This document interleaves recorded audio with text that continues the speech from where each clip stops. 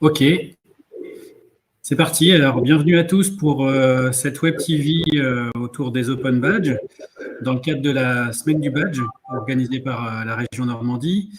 On se retrouve en fait aujourd'hui pour parler d'un badge en particulier, le badge de concepteur. Dans le cadre du badge concepteur de ressources e-learning. Ce badge, en fait, a été conçu dans le cadre d'une formation qualifiante financée par la région Normandie. Et cette formation est mise en œuvre en partenariat entre plusieurs organismes de formation, le CAFOP de l'IFRA Normandie, Creative Formation et Via Formation. Et dans le cadre de cette formation et de ce partenariat, donc, nous avons conçu un badge concepteur de ressources e-learning dont on va vous parler ce matin. Alors, avant de commencer les échanges et le dialogue, on va faire un tour d'écran. Je vais vous passer la parole dans l'ordre de mon écran. Ne voyez pas des priorités, mais pour que chacun puisse se présenter les uns à la suite des autres. Donc, je vais d'abord donner la parole à Madame Moukouf, qui nous fait le plaisir d'être avec nous aujourd'hui. Alors, je suis désolée, je n'ai pas bien entendu. Je crois que c'est à moi de parler. Oui, pour se présenter, si on fait un petit tour de table. Donc, bonjour à tous. Audrey Mitroff, je suis chargée de projet formation région Normandie. Je suis à la fois copilote sur le projet La Normandie Badge les compétences, et notamment la semaine Badger vos compétences, et aussi en charge du suivi de la filière numérique et de la filière métier de l'accompagnement et des métiers de l'insertion. Donc, je suis là à double titre puisque je suis l'action de formation concepteur ressources e-learning. Merci. Muriel Robin? Oui, bonjour. Alors moi, je suis apprenante à l'IFPRA. Je me suis inscrite à cette formation parce que je dirige une structure qui développe des expertises inédites sur l'habillement des personnes qui ont un handicap ou une maladie. Et du fait de cette expertise, nous avons beaucoup de choses à transmettre aux professionnels du prêt-à-porter et de l'habillement en général. Donc, cette formation de concepteur de ressources e-learning nous permet de mettre ce projet à l'œuvre. Merci beaucoup, Muriel. Gladys Lefebvre? Bonjour à tous, je m'appelle Gladys Lefebvre, je suis coordinatrice pédagogique du centre de formation créative à Hérouville-Saint-Clair. Ça va faire 7 ans que je suis dans l'enseignement supérieur, dont 3 ans d'expérience, en l'occurrence en tant que conceptrice en ressources e-learning. Merci Gladys. Et pour finir, Frédéric? Oui, donc Frédéric Bottois, je suis ingénieur pédagogique au CAFOP, au sein de l'IFPRA, donc l'Institut de formation professionnelle en région académique. Et je suis, comme Gladys, coordinateur de la formation sur le site donc, de Rouen, enfin sur, de l'action donc concepteur de ressources e-learning. Voilà. Merci à tous. Donc, en fait, ce petit temps que nous allons prendre autour de ce badge va se passer sous la forme d'interviews. Donc, je vais poser différentes questions et chacun pourra y répondre afin de vous permettre de mieux cerner l'originalité de ce badge, l'originalité de sa création, de son portage et de son utilisation, on l'espère, pleine et entière. Donc, pour commencer, peut-être une première question qui serait autour de pourquoi avoir créé un badge concepteur de ressources e-learning?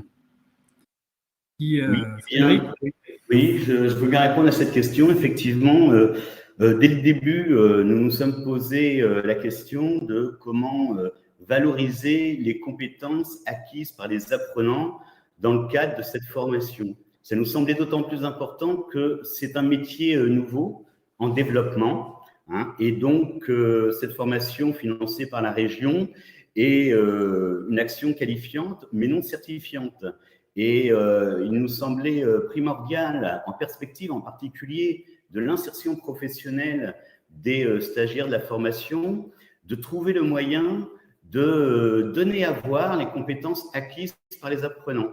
Alors, nous avions déjà participé, contribué dans le cadre de Badgeons la Normandie Badge les compétences à la création de badges, et nous nous sommes dit que la création d'un badge concepteur de ressources e-learning dans le cadre de cette formation permettrait donc d'atteindre cet objectif de donner à voir, visualiser les compétences acquises et donc favoriser finalement que ce serait un outil pour l'insertion professionnelle des stagiaires. Voilà. Merci Frédéric. Alors, tu évoques justement la Normandie badge des compétences et on a la chance d'avoir Mme Mitroff avec nous. Alors, est-ce que vous pouvez nous dire quelques mots sur l'objectif de ce collectif, la Normandie badge des compétences? Bien sûr, la Normandie badge les compétences, c'est un collectif, c'est une démarche qui vise à aider les Normands à présenter leurs compétences, à valoriser leurs profils auprès des recruteurs sur le territoire. Partant d'un constat que des personnes qui sortaient de formation ou juste vivaient des expériences qui généraient, enfin qui révélaient chez eux des compétences, n'avaient pas forcément matière pour valoriser auprès des recruteurs. Donc l'objectif de la Normandie badge les compétences, c'est faire ce lien entre les personnes qui acquièrent des compétences et les recruteurs du territoire. Il y a aussi un deuxième objectif, c'est fluidifier les parcours de formation, notamment en favorisant l'interopérabilité, l'agencement entre des badges qui sont issus de plusieurs structures différentes. L'objectif, c'est que la personne elle puisse valoriser ses compétences, que ces compétences aient généré la délivrance de badges dans la structure A, dans la structure B, par rapport à des expériences diversifiées. L'objectif de la Normandie badge des compétences, c'est, pour résumer, de créer un écosystème de reconnaissance des compétences autour de process de qualité, d'un langage commun et puis de facilité d'articulation entre les différents acteurs du badge sur le territoire. Merci beaucoup. Du coup, ça pose un cadre en fait intéressant pour notamment ce badge et puis les badges qui sont créés, qui sont valorisés aussi par la région Normandie. Alors, si on revient plus précisément sur le badge qui nous intéresse ce matin, celui de concepteur de ressources learning, est-ce que quelqu'un pourrait nous expliquer quelle approche en fait de la conception de ce badge s'est produit en fait? Oui, donc par rapport à ça justement, donc comme nous venons de l'entendre par Mme Dimitrov, actuellement, les badges de la région Normandie, donc ça concerne un panel de compétences, notamment dites fondamentales, donc qui sont nécessaires bien sûr à la démarche d'insertion professionnelle. Ces compétences fondamentales, notamment, s'articulent autour des actions de communiquer, de s'adapter, de s'organiser et de s'intégrer. Toutefois, on a eu une approche un petit peu différente, puisque à terme, et c'est important de le préciser, les compétences numériques et les compétences de base et ainsi que techniques seront reconnues par la suite par des badges dits numériques. Donc, nous nous sommes engagés, en l'occurrence, dans ce sens, notamment par rapport à la formation de concepteur e-learning qui s'est prêtée, qui, du coup, recouvre essentiellement des compétences plutôt dites techniques. Donc, ce serait dans l'objectif de valoriser les richesses d'un nouveau métier qui est encore peu connu, mais qui est en plein essor, notamment dans un contexte où la formation à distance est de plus en plus plébiscitée et recommandée. Donc, c'est un pari, effectivement, car la majorité des badges actuels pointent actuellement plutôt sur des compétences dites douces, donc des aptitudes ou des capacités très ciblées. Alors, du coup, notre badge, quant à lui, va regrouper plutôt de multiples compétences. Donc, ça peut paraître un petit peu en décalage avec la philosophie actuelle des badges, mais on est convaincu, en l'occurrence, que dans notre cas en particulier, il a tout son sens. C'est un aspect vraiment très spécialisé de la conception de ressources e-learning et ça reste un champ qui est pointu, lié à l'ingénierie globale de la formation. Donc, toute place dans des projets multimodaux, souvent en assistance, en l'occurrence, avec un chef de projet e-learning qui aura, quant à lui, souvent un cursus plus long dans le cadre d'un master, par exemple. Donc, la conception de ressources e-learning, dans cet aspect assez spécifique, parfois ne recouvre qu'un seul module et parfois peu opérationnel de la formation. Donc, c'est important que nos concepteurs, quant à eux, soient des spécialistes vraiment de ce sujet sur des aspects très techniques et pointus. Merci pour cette réponse détaillée. Effectivement, on voit bien comment ce badge a commencé à être imaginé sur un métier nouveau, avec des compétences plutôt larges, mais en même temps, quand on le replace dans un cadre plus global, des compétences aussi très, très ciblées, très pointues. Alors, l'idée, c'est de descendre maintenant plus précisément sur la construction de ce badge, sur ce qu'il contient, sur ses critères de délivrance, sur ses preuves. Du coup, on peut peut-être aller dans ce sens-là en vous demandant quels critères en fait ont été choisis de vérifier dans ce badge.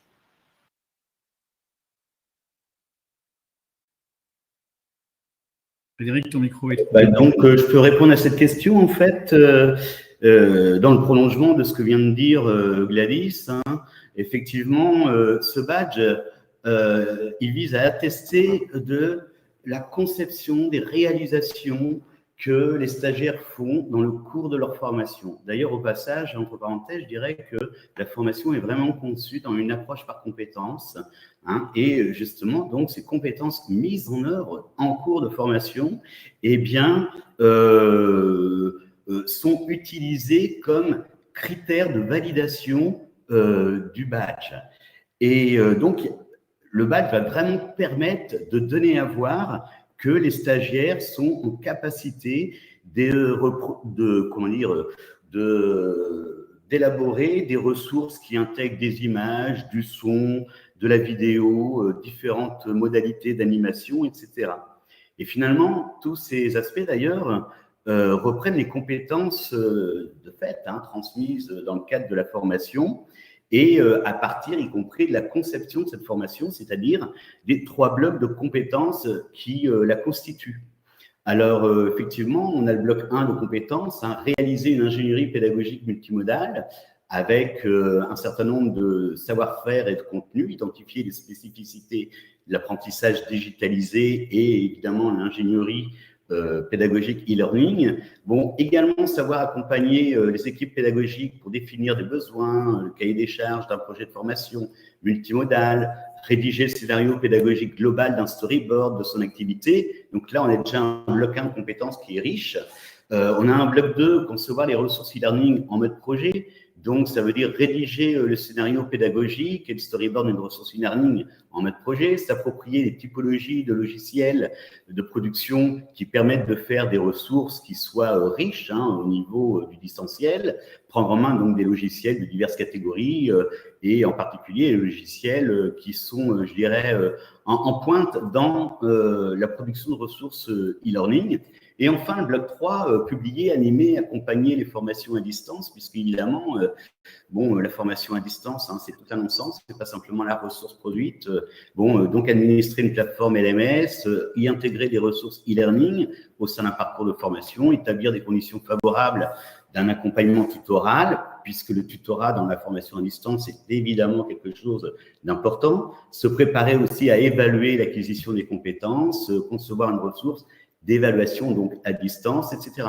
Alors, on voit bien que il y a vraiment finalement les compétences de tout un métier et le badge a vraiment été conçu pour donner à voir ce métier et la capacité de production. Du coup, l'épreuve, par exemple, il y a un fichier de storyboarding, c'est-à-dire explicitant l'intégralité des étapes, des contenus, des interactions, des médias nécessaires et préalable à la production de ressources médiatisées. Par la suite, il y a un fichier également introspectif sur la démarche du concepteur de ressources e-learning. Ça nous semblait important de mettre en évidence cela parce que il y a un temps passé quant au logiciel choisi, utilisé en fonction des projets, il y a toute une réflexion. Le concepteur est aussi quelqu'un qui est dans une pratique réflexive quant à la production et quant à la mobilisation de ses compétences en fonction de l'environnement dans lequel il est ou il sera amené à évoluer. Voilà, donc les 2 premières preuves, si vous voulez, attestent vraiment des capacités techniques à produire et la dernière de la capacité, je dirais, d'analyse nécessaire à tout concepteur de ressources e-learning. Voilà donc comment nous avons envisagé les critères pour valider en fait l'obtention du badge.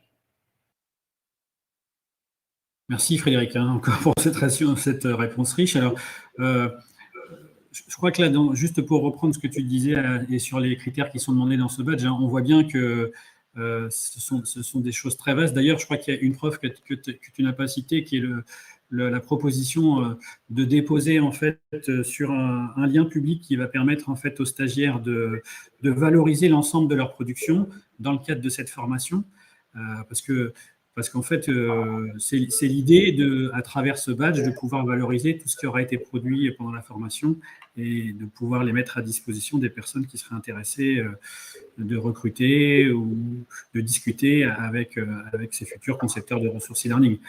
Donc, on cerne beaucoup mieux, en fait, là, du coup, comment a été construit ce badge, quels critères, en fait, il intègre, quelles preuves, en fait, sont attendues de la part des apprenants. Alors, je voulais juste dire, en fait, avant de passer à la question suivante, que vous pouvez mettre des questions dans le chat, hein, sur le direct, sur la chaîne YouTube, et qu'on les reprendra à la fin, parce que ça sera plus simple de revenir peut-être après avoir discuté ensemble de ce badge. On reprendra les questions une à une et puis on pourra échanger autour de ces questions.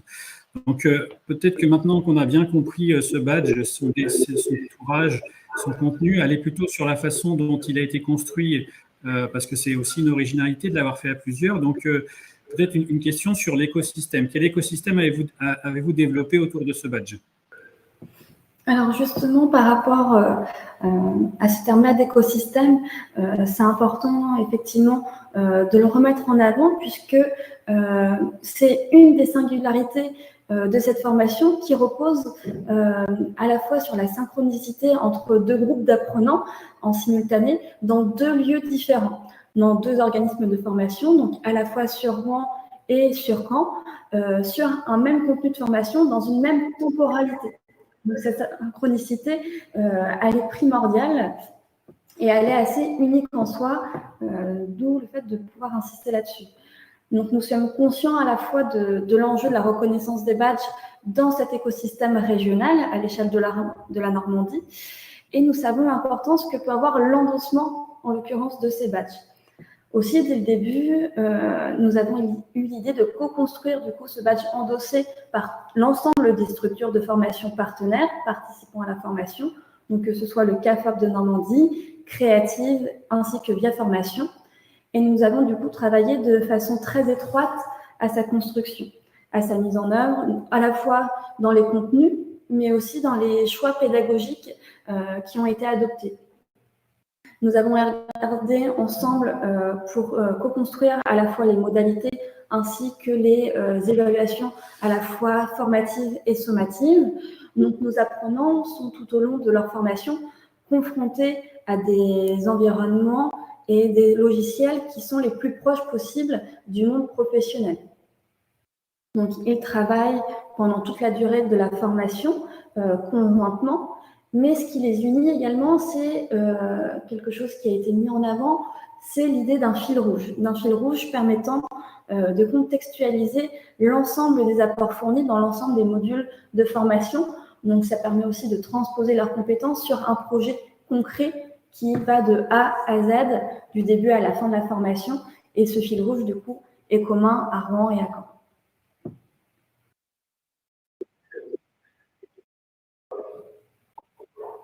C'est intéressant cette approche, parce que en fait, le fait d'avoir décidé de co-construire un badge entre les différents organismes de formation qui délivrent cette formation, quelque part, a induit le fait de travailler plus étroitement ensemble sur les objectifs de formation communs, sur les démarches pédagogiques qu'on a fait chacun dans nos organismes de formation, pour que, en fait, in fine, lors de la demande de ce badge, les preuves, les critères soient bien partagés par tous les organismes de formation. Et pendant la formation aussi, comme ça nous a obligés ensemble à bien travailler main dans la main sur nos objectifs, sur nos outils, sur nos démarches pédagogiques. Et c'est intéressant de se dire que le badge, quelque part, a favorisé une collaboration encore plus étroite entre les organismes de formation qui ont travaillé autour de cette formation. C'est quelque chose que je trouve qui est un peu original, quoi, quelque part. Alors, si on continue sur cette partie écosystème, construction, en fait, et co-construction, quel est l'intérêt, du coup, d'avoir co-conçu un badge? Frédéric, ton micro est coupé. Oui, en fait, effectivement, c'est quelque chose de très important. Gladys l'a dit, c'est assez original d'être 3 organismes de formation à endosser ce badge. Alors, 3 organismes de formation également, on peut dire, hein, reconnus pour leur expertise et la qualité de leur formation. Et cela permet de donner plus de valeur, à mon sens, à ce badge. Et nous espérons de cette façon-là que ce badge ait une meilleure visibilité. Et en particulier, donc, les compétences que donne à avoir ce badge, hein, les compétences des apprenants, afin justement de faciliter la réalisation de leur projet et de leur insertion professionnelle. Hein. Et donc, voilà, c'est un moyen de valoriser davantage le badge.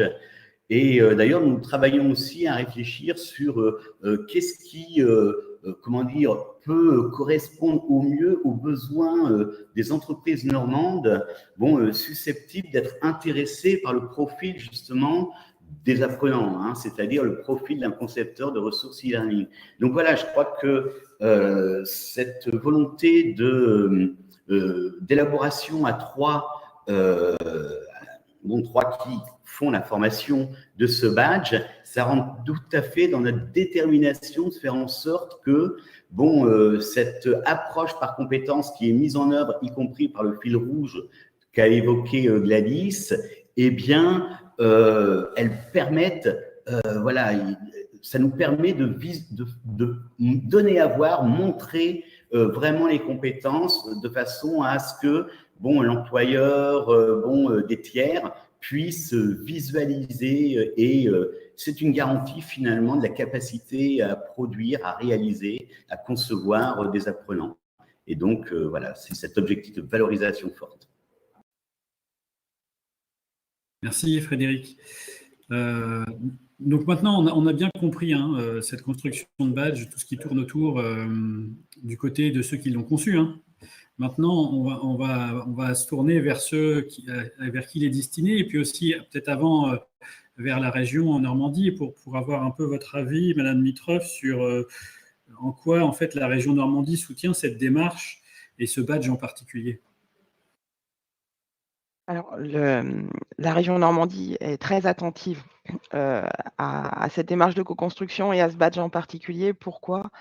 Parce que jusqu'à présent, et Gladys l'a souligné dans son intervention, nous sommes plutôt axés sur des badges qui reconnaissent des compétences douces, des compétences informelles, mais néanmoins, on réfléchit déjà sur l'utilisation des badges pour reconnaître des compétences plus techniques, des compétences techniques rares, des compétences sur des métiers émergents, et le badge co-construit par l'IFPRA et ses partenaires entre tout à fait dans cette catégorie. Donc nous sommes très preneurs de suivre le déploiement de ce badge-là parce que il reconnaît des compétences technique, il représente un nouveau métier, il est vraiment sur de la valorisation aussi différente des compétences. Le fait de pouvoir intégrer dans ce badge les productions des stagiaires, c'est une vitrine. Est-ce que les employeurs vont s'en emparer? Comment faire que les employeurs vont s'emparer de ce badge-là aussi?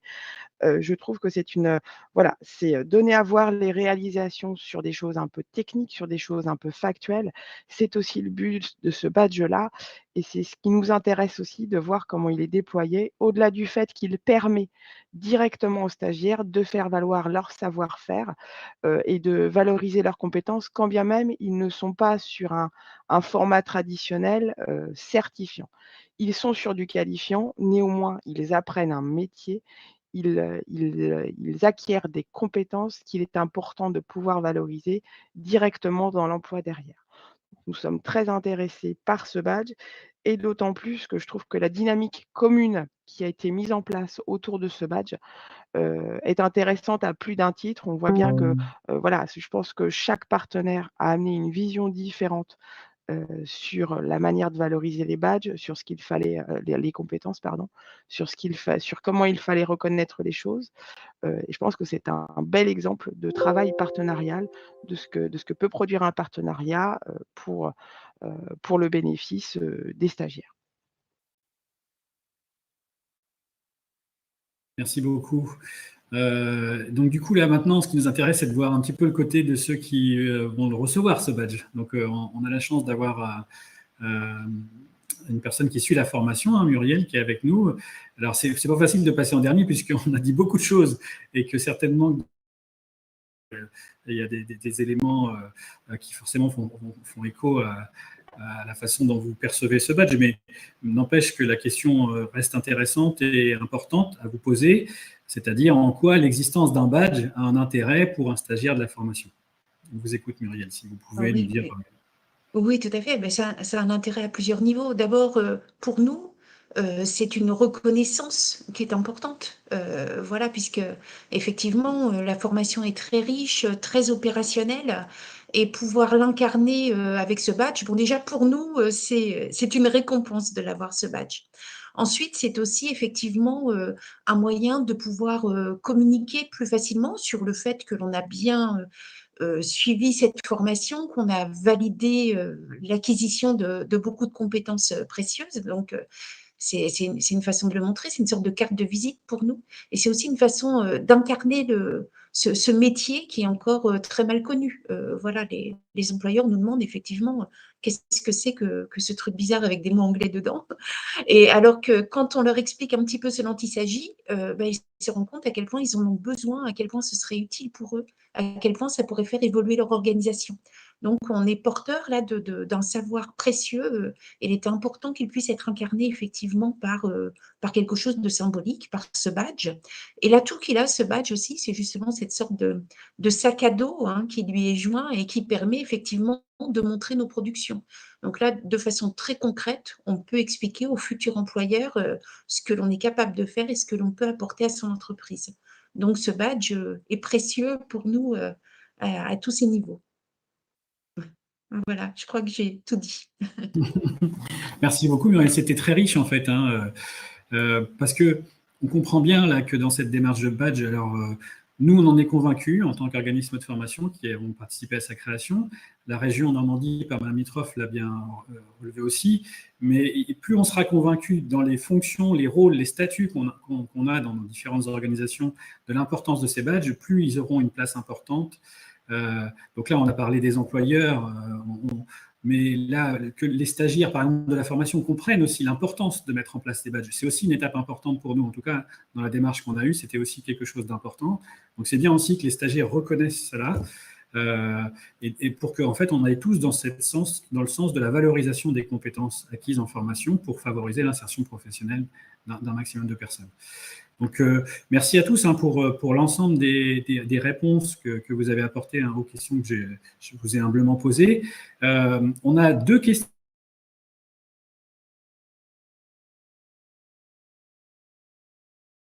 Alors là, c'est libre, hein, vous répondre à ces questions, mais vous allez voir que ça fait un peu écho déjà à des choses qu'on a déjà dites. La première question, hein, je reprends telle que je la vois. Bonjour, est-ce que dans d'autres régions, une telle démarche avait déjà été initiée. En question avec la démarche, par exemple, la Normandie badge des compétences. Alors, pour le coup, je vais me permettre de répondre. Plusieurs régions s'intéressent au badge, mais ce qui est intéressant, c'est que c'est de manière très différente. Nous sommes appropriés les badges avec la Normandie badge des compétences en nous appuyant d'abord sur les badges des structures. En gros, c'est un système de valorisation un peu à 2 étages. Les structures délivrent des badges et la région vient délivrer des métabadges, des badges clés au-dessus, qui sont conditionnés par l'obtention des badges des structures. Donc ça, c'est ce qui a été pensé par la région Normandie. Mais d'autres régions se sont appropriées les badges différemment. Parfois, elles badgent elles-mêmes directement les individus ou elles demandent à leurs prestataires de délivrer les badges qu'elles ont conçus. Parfois, elles badgent plutôt les structures. Bref, on sent qu'il y a un mouvement d'ampleur qui prend sur les badges comme outil de reconnaissance, alors de reconnaissance de plein de choses, hein, mais en tout cas comme outil de reconnaissance et de valorisation, mais interprété de manière très différente selon la structure, l'entité qui s'en empare. Merci beaucoup pour cette réponse. Alors, c'est vrai que par rapport à d'autres régions, donc là c'était dans la question, hein, nous, au niveau de l'éducation nationale, les autres académies aussi s'emparent énormément des badges. Hein. Ça se déploie.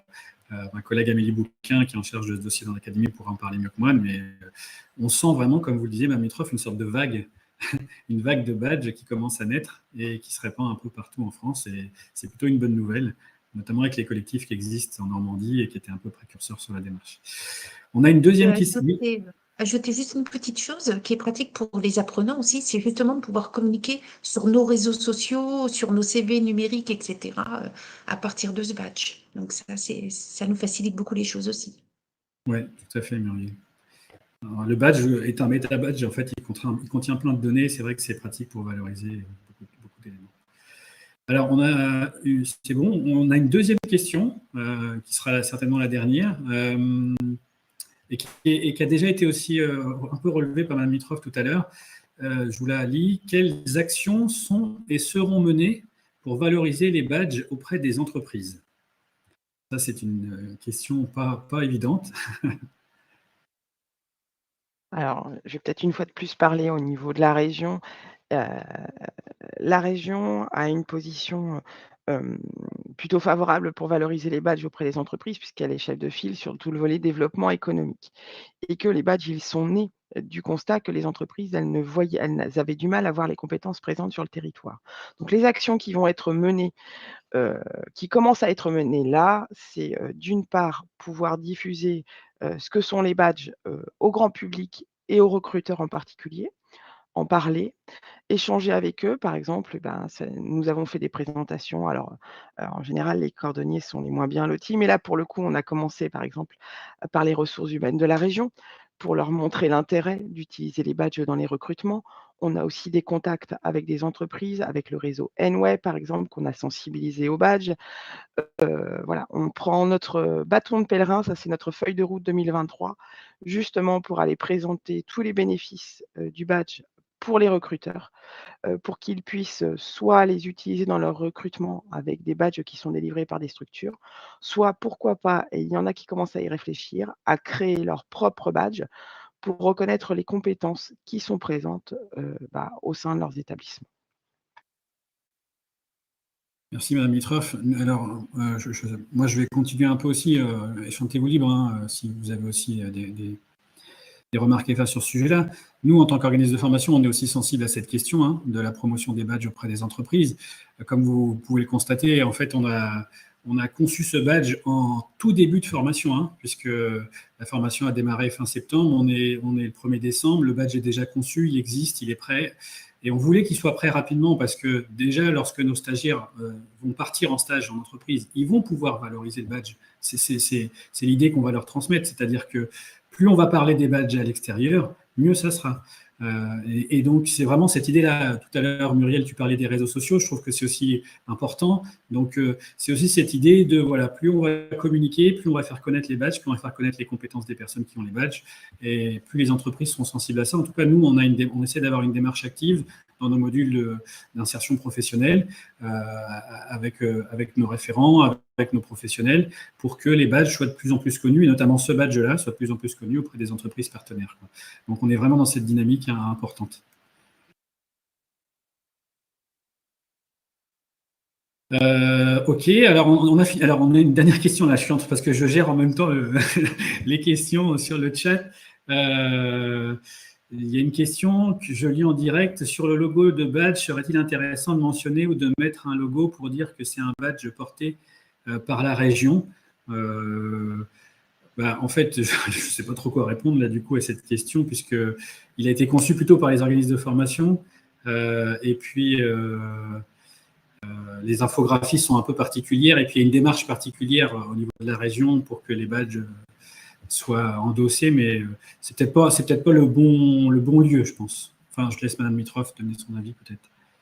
Alors d'une part, effectivement, c'est un badge qui est soutenu par la région, mais qui n'a pas été créé par la région. Donc déjà, voilà, à tout seigneur, tout honneur, hein, c'est un badge qui a été co-créé par des partenaires.